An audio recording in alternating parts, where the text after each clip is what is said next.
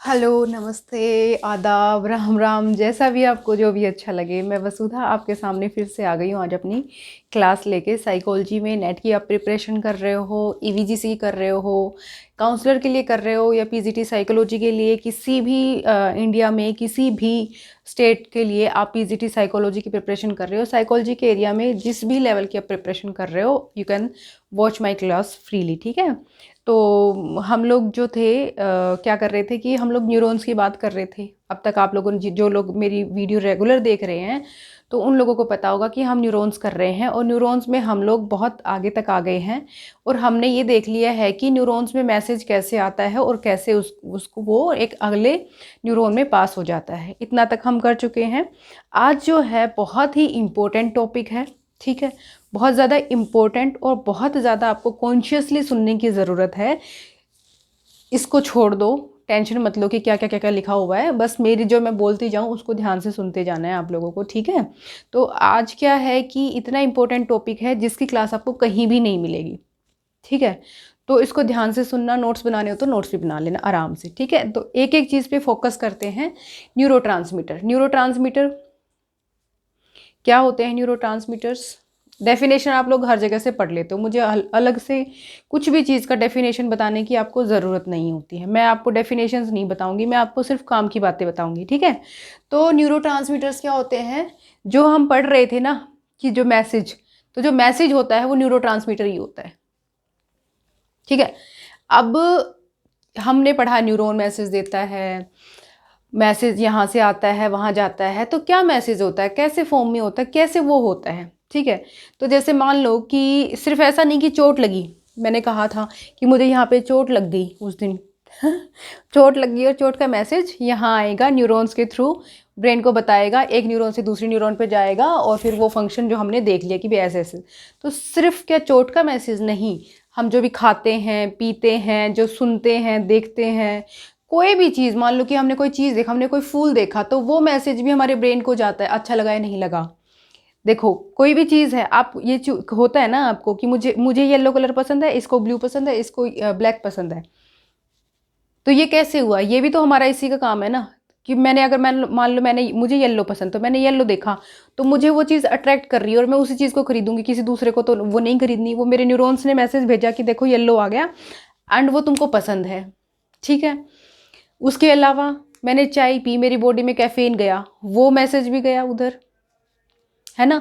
मान लो कि मैंने कोई स्पेशल मुझे महक पसंद है किसी चीज़ की, या मुझे कोई इंसान पसंद है, कोई भी चीज़। देखो ये साइकोलॉजी ना बड़ी बढ़िया सब्जेक्ट है जो आपको बताएगा कि आपका जो आप कैसे अपनी ज़िंदगी को जीते हो, कैसे ये चीज़ें होती हैं। कोई भी जब आप कुछ भी फील करते हो ना, आप कुछ भी, आप कोई भी चीज़, जैसे वैलेंटाइन डे वीक चल रहा है, तो ये जो प्यार आप जो फील करते हो किसी को, ये कोई चीज़ें नकली नहीं होती है। Everything is real, everything is real. कुछ भी फिल्मी नहीं होता, कुछ फिल्में भी हमसे ही बनती हैं, हम ही फिल्में हैं। ठीक है।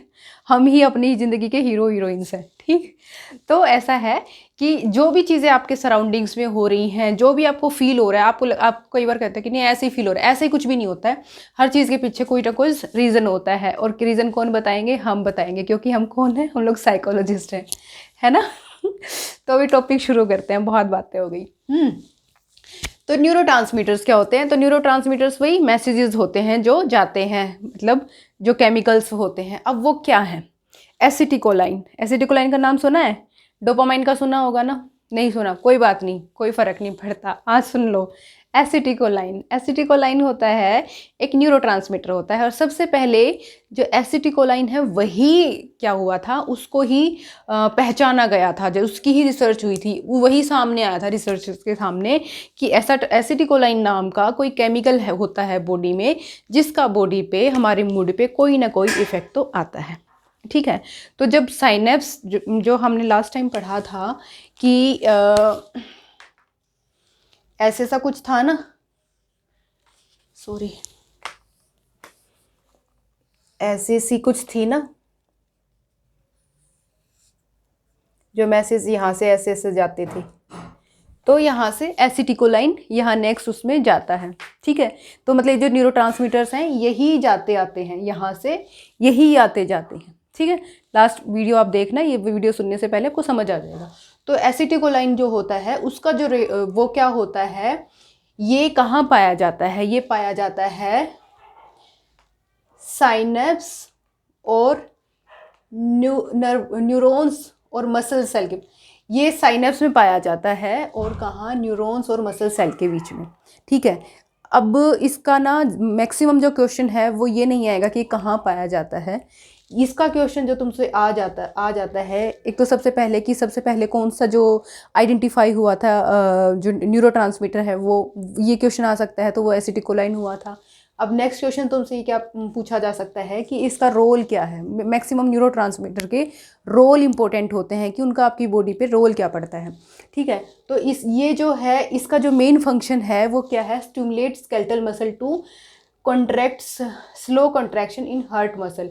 मतलब जो हार्ट की जो तुमने हार्ट के बारे में पढ़ा होगा ना, कॉन्ट्रैक्शन होता है हमारे हार्ट का, तो वो किसकी वजह से होता है, एसिटिकोलाइन उसको किसको क्या करता है, स्लो करता है कॉन्ट्रैक्शन। ठीक है, अब इसमें क्या होता है कि जो हमारी बॉडी में आपने देखा होगा ना कि मतलब पैरालिसिस होता है लोगों को, है ना। पैरालिसिस का रीज़न देखो, अभी साइकोलॉजिकल रीज़न है। ठीक है, बॉडीली रीज़न तो है ही है, ऐसा नहीं है, लेकिन साइकोलॉजिकल रीज़न है। अब मैं तुमको बताती हूँ कि साइकोलॉजिकल रीज़न क्या है। पैरालिसिस कब होता है, पैरालिसिस तब होता है जब सेरोटोनिन जो होता है, sorry I am so sorry, जब एसिटिकोलाइन होता है अपनी साइट पे नहीं पहुंच पाता है, वो ब्लॉक हो जाता है। ठीक है, एसिटिकोलाइन जब होता है, ACH जिसको हम बोल देते हैं, वो जब अपनी साइट पे, जो उसकी जो साइट है साइनेप्स में, वहाँ पे नहीं पहुँच पाता, जब वो ब्लॉक हो जाता है तो क्या होता है, इंसान को पैरालिसिस होता है।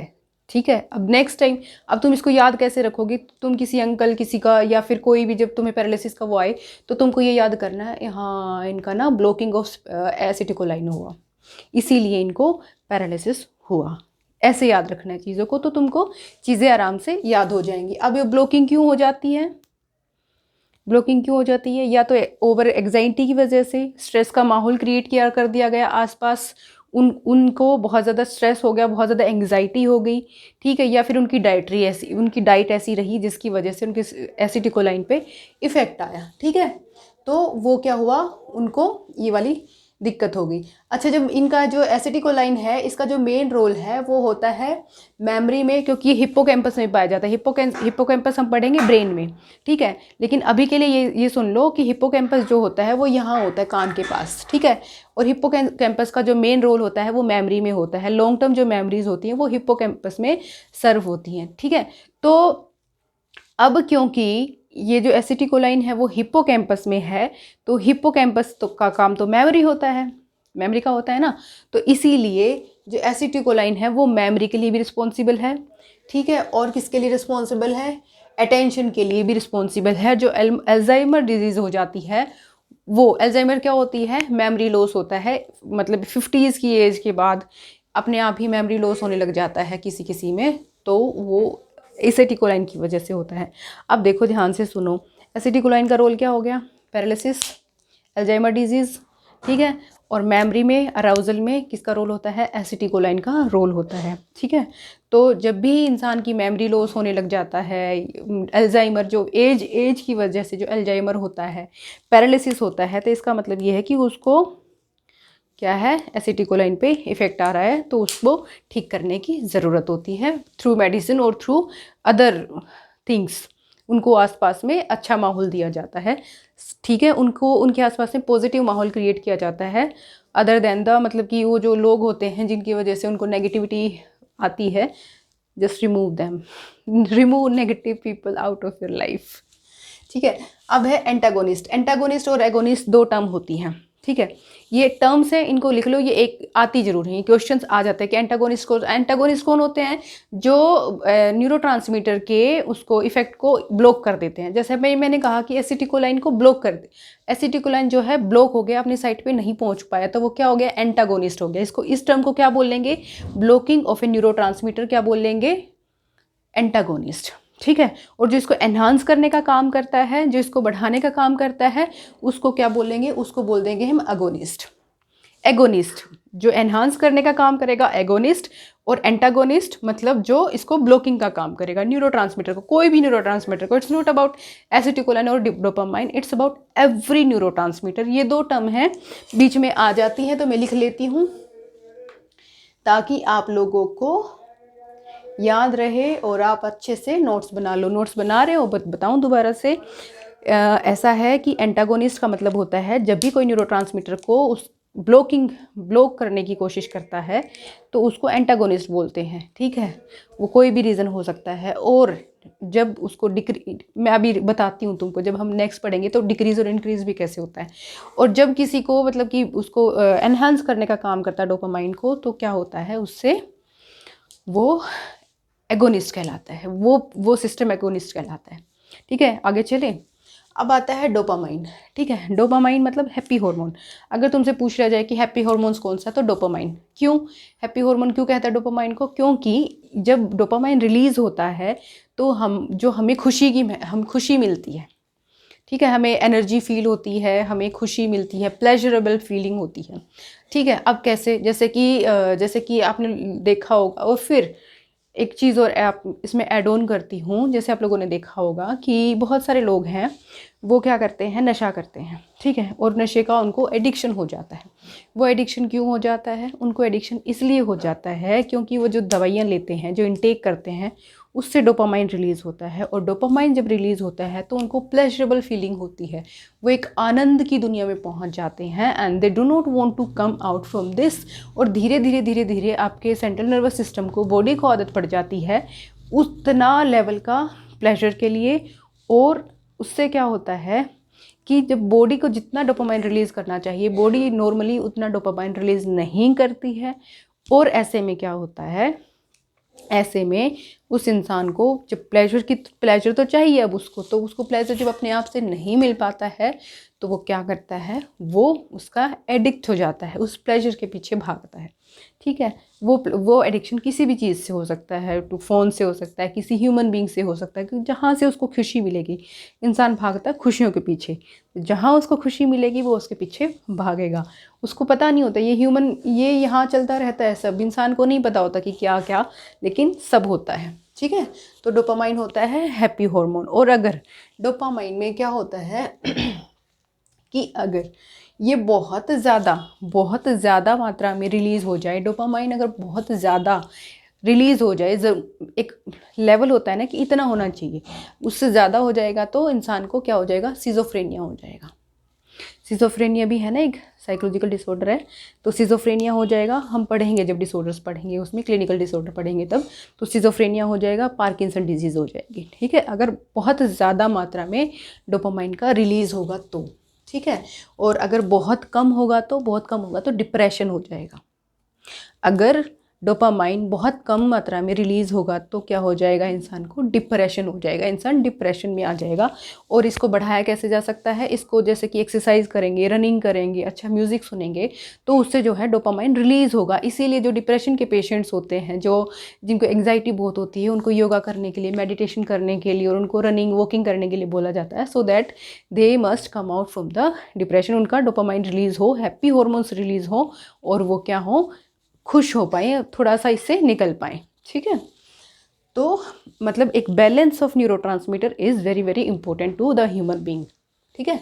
अब आते हैं सीरोटोनिन पे। सीरोटोनिन क्या होती है? सीरोटोनिन की जो मात्रा होती है वो बहुत ज़्यादा हो जाए तो भी, मतलब हर एक ट्रांसमीटर की अगर बहुत ज़्यादा लेवल हो जाएगा तो भी दिक्कत देगा, अगर बहुत लो लेवल हो जाएगा तो भी दिक्कत देगा। तो सीरोटोनिन जो होता है, सीरोटोनिन का मामला अगर गड़बड़ हो जाए, ये हमारी स्लीप वेक साइकिल होती है। जब हम नींद के बारे में पढ़ेंगे ना, स्लीप के बारे में पढ़ेंगे तो हम देखेंगे, ठीक है। तो जो हमारी स्लीप वेक साइकिल होती है वो बैलेंस करता है कौन?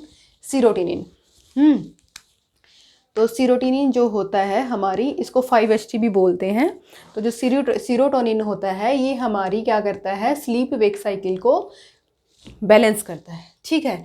ये किससे, ये हमारे लोअर पार्ट ऑफ ब्रेन में, यहाँ पे लोअर पार्ट ऑफ ब्रेन में ओरिजिनेट होता है। अब देखो यहाँ पे लोअर पार्ट ऑफ ब्रेन भी हमारा क्या होता है, हमारे ड्रीम्स के लिए रिस्पॉन्सिबल होता है, हमारे स्लीप के लिए रिस्पॉन्सिबल होता है। तो ऑब्वियसली जब लोअर पार्ट ऑफ ब्रेन आ गया, क्योंकि आप लोगों ने भी ब्रेन पढ़ा नहीं है तो आप इसीलिए एसोसिएट नहीं कर पा रहे हो। तो जो लोअर पार्ट ऑफ ब्रेन हमारा होता है, यही हमारा स्लीप के लिए रिस्पॉन्सिबल होता है, और यही हमारा किसके लिए रिस्पॉन्सिबल होता है, हमारे ड्रीम्स के लिए रिस्पॉन्सिबल होता है। तो कॉमन सी बात है। अब यहीं पे आपका क्वेश्चन क्लियर हो गया ना। अगर आपको ये पता है कि जो सीरोटोनिन है वो ब्रेन के लोअर पार्ट में होता है, रिलीज़ होता है, सॉरी डेवलप होता है, ओरिजिनेट होता है, तो आपको वहीं से क्लियर हो गया कि ये स्लीप के लिए रिस्पॉन्सिबल होगा, ड्रीम्स के लिए रिस्पॉन्सिबल होगा। अगर आपको ये पता है कि जो ड्रीम्स जो हैं या स्लीप जो है वो लोअर पार्ट में होती हैं, और आपको ये पता है कि सीरोटोनिन जो स्लीप के लिए वो है, तो आप इन चीज़ों को एसोसिएट कर पाते हो अपने आप से, कि जब आपको कॉन्सेप्ट क्लियर होते हैं चीज़ों के, ठीक है। तो जो सीरोटोनिन है वो स्लीप के लिए रिस्पॉन्सिबल होता है। मूड एंग्जाइटी, देखो अगर आपको स्लीप ढंग से नहीं आई है, जब आप नींद ढंग से नहीं आई है, आप 2 दिन ढंग से नहीं सोए हो, तो आपके मूड पे 100% अफेक्ट आता ही आता है। आपके मूड पे 101% अफेक्ट आता है, और अगर आप चिड़चिड़े हो जाते हो तो आप एंग्जियस भी हो जाते हो, एंग्जाइटी क्रिएट होने लगती है ना अपने आप। तो वो सब किसकी वजह से होता है, वो सीरोटोनिन की वजह से होता है, ठीक है। अगर ये बहुत ज़्यादा लो हो जाता है, अगर सीरोटोनिन जो होता है वो अपनी लेवल से कम रिलीज़ होता है, तो क्या होगा, हमें नींद आनी कम हो जाएगी, इंसोम्निया की बीमारी हो जाएगी। इंसोम्निया भी हम डिसऑर्डर्स में पढ़ेंगे, जब स्लीप पढ़ेंगे तो हमें बीमारी हो जाएगी नींद की, हमें नींद आनी कम हो जाएगी, और उसकी वजह से हम लोग डिप्रेशन में चले जाएंगे, ठीक है। तो ये जो सीरोटोनिन का जो लेवल है वो भी आप कैफ़ीन कम लें, ठीक है, और अपनी फिजिकल एक्टिविटीज़ को ज़्यादा इंक्रीज़ करें, और अपने स्लीप वेक साइकिल को ठीक करने की कोशिश करें, ठीक है। तो ये हो गया हमारा सीरोटोनिन। देखो कितना इंटरेस्टिंग है ना, आपको अपने बारे में पता चल रहा है कि अच्छा मुझे ये ऐसा फील हुआ तो ऐसा, और अगर मैं ऐसा फील कर रहा हूँ तो मुझे अपने डोपामाइन को बढ़ाने की ज़रूरत है। अपने ऊपर चीज़ों को अप्लाई करोगे ना, जैसे कि मुझे एंग्जियस फील हो रहा है, मुझे डिप्रेशन सा फील हो रहा है, तो मुझे क्या करने की ज़रूरत है, मुझे फिजिकल एक्शन में रनिंग करके आऊँ, मैं वॉकिंग करके आऊँ, तो मुझे खुशी महसूस होगी, है ना। या फिर मैं अच्छा कोई मूवी देखूं, या फिर मैं लाफिंग करूं, या फिर मैं कोई अच्छा सा म्यूज़िक सुनूं, तो उससे मुझे अच्छा फील होगा, है ना। तो ये चीज़ है। उसके बाद है ग्लूटामेट। ग्लूटामेट का बेसिकली जो रोल होता है ना वो लर्निंग में होता है, ठीक है, ठीक है। इसका जो रोल होता है वो लर्निंग में होता है, मेमोरी में होता है। और अगर इसका डाइसफंक्शन हो जाए, डाइसफंक्शन का मतलब है कि अगर ये अपने लेवल से ज़्यादा ऊपर नीचे हो जाए, तो इसकी वजह से क्या होता है, इसकी वजह से होता है ओसीडी, ऑब्सेसिव कंपल्सिव डिसऑर्डर। ये आपने सुना होगा, ओसीडी होती है। ओसीडी क्या होती है, जैसे कि किसी इंसान को बार बार हाथ धोता रहेगा, बार बार एक धो के आए फिर धोने लगे, फिर धो के आए फिर धोने लग जाएगा, फिर धो के आए फिर धोने लग जाएगा, तो ये ओसीडी होती है, ठीक है। और क्या कहते हैं कि अभी पैर धोए थे, फिर 2 मिनट बाद फिर से पैर धोने लग गया, कुछ गंदा नहीं हुआ है लेकिन पैर धोने लग गया। वो मतलब कि एक ही बिहेवियर को वो बार बार रिपीटेडली करने लगता है, ठीक है। जैसे गेट चेक किया था, उसको पता है कि गेट में मैंने लॉक लगा दे, फिर जाएगा फिर चेक करेगा, फिर जाएगा फिर चेक करेगा, उसको 10 बार चेक करेगा, ऐसे करके देखेगा, वैसे करके देखेगा, ऐसे कर, तो उसको ओसीडी बोला जाएगा, ठीक है। ऑब्सेसिव, वो ऑब्सेसिव हो जाता है किसी पर्टिकुलर बिहेवियर के लिए, तो उसको बोला। तो ये इसमें ओसीडी में किसका रोल होता है, ग्लूटामेट का, अगर ये डाइसफंक्शन हो जाए तो, ठीक है। उसके बाद है गाबा। गाबा का नाम तो बहुत सुना होगा आपने। गाबा पे इन पे क्वेश्चंस भी आते हैं न्यूरोट्रांसमीटर पे, you can not skip this points, this are very important things I am telling you people, ठीक है। गामा एमिनो ब्यूट्रिक एसिड, इसकी जो फुल फॉर्म होती है ये होती है, ठीक है। और ये जो बेसिकली क्या करता है, एंग्जाइटी को काम करता है, ठीक है। अगर ये रिलीज़ होता है सही मात्रा में, जब देखो अभी हमारी बॉडी में क्या होता है ना, ऐसा तो नहीं है कि कोई इंसान बिना एंग्जाइटी का है, किसी को दुख नहीं है, किसी को कोई टेंशन नहीं है, कोई इंसान बिल्कुल ही मज़े ले रहा है, नहीं। हर इंसान की लाइफ में क्या है कि टेंशन्स भी हैं, हर किसी को हर चीज़ का स्ट्रेस भी है, हर इंसान जो है हर एक उतार चढ़ाव से गुजर रहा होता है, ठीक है। सिचुएशंस ऐसी होती हैं, तो उन चीज़ों में जब हमारे जो ये न्यूरोट्रांसमीटर्स होते हैं वो हमें हेल्प आउट करते हैं कि कैसे हमें चीज़ों के साथ कोप अप करना है। हमारी बॉडी में बहुत सारे सिस्टम्स ऐसे होते हैं जो हमें सिखाते हैं we have to fight with them, कि हम उन सिचुएशंस के साथ कैसे। अब उसमें सिचुएशंस के साथ हम कैसे फाइट करते हैं कि जैसे मान लो अब मैं बहुत टेंस्ड हूँ, बहुत ज़्यादा मेरी टेंशन चल रही है, लेकिन मेरा जो गावा है वो सही मात्रा में रिलीज़ हो रहा है, सही मात्रा में मुझे मिल रहा है, तो मुझे कुछ ना कुछ ऐसा रास्ता बताएगा जिससे मैं अपनी टेंशन को रिलीज़ कर पाऊँगी, काम डाउन कर पाऊँगी। अगर मुझे मेरा गाबा जो है वो नॉर्मल लेवल में रिलीज़ हो रहा है तो ठीक है, समझ में आ गई बात। उसके बाद होते हैं एंडोर्फिन्स। एंडोर्फिन्स भी सुना होगा ना, एंडोर्फिन्स लेते हैं लोग, वो भी एडिक्शन में होता है ना, दवाइयाँ लेते हैं, कोकेन वगैरह लेते हैं, ये सब ये भी मतलब कि ये भी एक हैप्पीनेस की फीलिंग देता है। जो एंडोर्फिन्स होते हैं ये भी हैप्पीनेस की फीलिंग देते हैं, और आपका जो है पेन से रिलैक्स मिलता है। जो आप दवाइयाँ लेते हो इनमें एंडोर्फिन होता है, जो आप ये कोकेन वोकेन लेते हो इनमें भी एंडोर्फिन्स होता है, उसको लेके आप रिलैक्स फील करते हो, एकदम बढ़िया नींद सोते हो, आपको बहुत अच्छी नींद आती है, बहुत सपनों में खोए रहते हो, ऐसी दुनिया में इतने बढ़िया वर्ड में चले जाते हो ये लेके कि आपको पता ही नहीं चलता।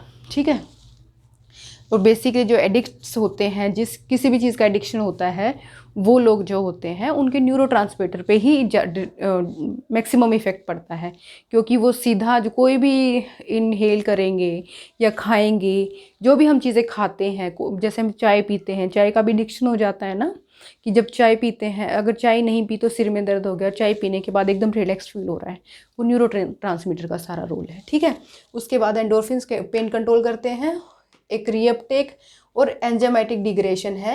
ये वैसे तो पार्ट है साइनेप्टिक्स, जो हम साइनेप्स पढ़ रहे थे उसमें, ठीक है, लेकिन ये यहाँ पे मैं इसको बताना चाह रही थी क्योंकि इसका जो रोल है वो इसके साथ है, हमारे न्यूरोट्रांसमीटर्स के साथ है। इसमें देखो ये ऐसा सा एक वो होता है ना,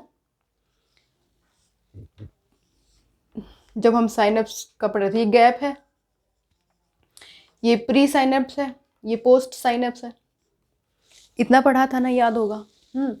तो इसमें क्या होता है कि यहाँ पे न्यूरोट्रांसमीटर इसमें तो आ गए, बहुत सारे हैं, ये रिलीज़ कर रहा है, लेकिन इसने थोड़ी सारे रिसीव करे, इसने सारे रिसीव नहीं करे, इसने तो यहाँ तो बहुत सारे हैं, बहुत सारे आ गए हैं, इनको सबको यहाँ जाना है, लेकिन यहाँ पे ये सारों को रिसीव नहीं करेगा, कुछ ही आ पाएंगे। ठीक है, उसके बाद चैनल्स क्या हो जाएंगे, क्लोज हो जाएंगे, गेट क्लोज हो जाएगा, पढ़ा था ना हमने पहले, गेट क्लोज हो जाएगा और जो सेल है वो रेस्ट करने लग जाएगी, सारा नहीं जा पाएगा, सारा नहीं जा पाएगा। तो उनका क्या हो जाएगा, जो बच जाएंगे कुछ तो यहाँ पे आ जाएंगे और कुछ नहीं जा पाएंगे, यहीं पे रह जाएंगे। तो वो वापस क्या करेंगे, वो वापस अपनी सेल बॉडी में, सोमा में चले जाएंगे। ठीक है, जब नेक्स्ट टाइम न्यूरॉन फायर करेगा तब वो वापस यहाँ आएंगे, तब वो वापस यहाँ आ जाएंगे, आगे लाइन में लग जाएंगे। क्लियर समझ में आ रहा है? इसको बोलते हैं रीअपटेक। ठीक है, ये सिचुएशन, ये क्वेश्चन आ जाए कि व्हाट इज़ रीअपटेक। रीअपटेक ये होता है जब सारे न्यूरोट्रांसमीटर टर्मिनल वहाँ पे पोस्ट साइनेप्टिक पे, प्री साइनेप्टिक के उस पर आके इकट्ठी हो गई, उनको सबको जाना है पोस्ट साइनेप्स से, अगले उस पर जाना है। ठीक है, लेकिन न्यूरॉन का जो टाइम होता है ना, बहुत टाइम, लिमिटेड टाइम होता है, उस टाइम के लिए उसका गेट ओपन होता है, चैनल ओपन होता है, इतनी देर में जितने चले गए उतने चले गए, जो रह गए सो रह गए। अब जो रह गए उनका रीअपटेक होता है, वो वापस सेल बॉडी में चले जाते हैं। अब जब रेस्ट वापस एक्शन करेगी तो वो लोग वापस आएंगे। ठीक है, तो इस सिचुएशन को जो वो वापस चले जाते हैं उसको बोलते हैं रीअपटेक। क्लियर हो गया? उसके बाद बोलते हैं एंजाइमेटिक डिग्रेडेशन। एंजाइमेटिक डिग्रेडेशन होता है, अब देखो यहाँ से जो न्यूरोट्रांसमीटर्स हैं वो जो कुछ तो यहाँ आ गए, ऐसा नहीं कि नहीं आ गए, लेकिन जो रह गए वो वापस रीअपटेक हो गया उनका। लेकिन एक ऐसा न्यूरोट्रांसमीटर है जिसका रीअपटेक नहीं होता है। क्यों नहीं होता है उसका रीज़न जानते हैं, लेकिन कौन सा न्यूरोट्रांसमीटर है जिसका रीअपटेक नहीं होता है, वो है एसिटिकोलाइन। यहाँ पे ACH या फिर एसिटिकोलाइन ऐसा न्यूरोट्रांसमीटर है जिसका रीअपटेक नहीं होता है। उसका रीअपटेक क्यों नहीं होता है? क्योंकि हमने देखा था ना, यहाँ पे एक गैप होता है, गैप होता है ना, किस चीज़ का गैप होता है? साइनेप्स के बीच में गैप होता है, साइनेप्टिक क्लेफ्ट जिसको बोलते हैं, 20 नैनोमीटर का, जिसके बीच में जेल होता है, जेल फ्लूइड फील्ड होता है ना गैप में, और उस गैप में बहुत सारे न्यूरोट्रांसमीटर वहाँ जाते हैं। तो एसिटिकोलाइन क्या करता है, इस गैप को क्लीन करने का काम करता है। तो जो भी यहाँ पे फिर एंजाइम्स क्रिएट हो जाते हैं, जो भी यहाँ पे आने जाने की वजह से जो रास्ता ब्लॉक हो जाता है, जो भी कुछ होता है, उसको क्लीन करने का काम कौन करता है? एसिटिकोलाइन करता है, क्योंकि एसिटिकोलाइन का रीअपटेक नहीं होता है। ठीक है, थोड़ा सा मुश्किल लगा होगा आप लोगों को, लेकिन इतना भी मुश्किल नहीं था। इसके नोट्स ज़रूर बना लेना आप लोग। ठीक है, कोई चीज़ समझ नहीं आती है तो यू आर मोस्ट वेलकम, आप दोबारा पूछें। मैं एक लाइव सेशन भी दे दूंगी आप लोगों को। अगर आप लोग कमेंट करोगे कि मैम वो चीज़ वैसे समझ में नहीं आई, तो I will let you know कि हाँ वो मैं दोबारा समझा दूंगी। कोई दिक्कत वाली बात नहीं है। ठीक है, आराम से समझो, रिलैक्स होकर समझो, और जो भी क्यूरीज हैं टेलीग्राम चैनल पे पूछो। ठीक है, और तो क्या बोलूँ। Thank you so much everyone. ठीक है, बाय बाय।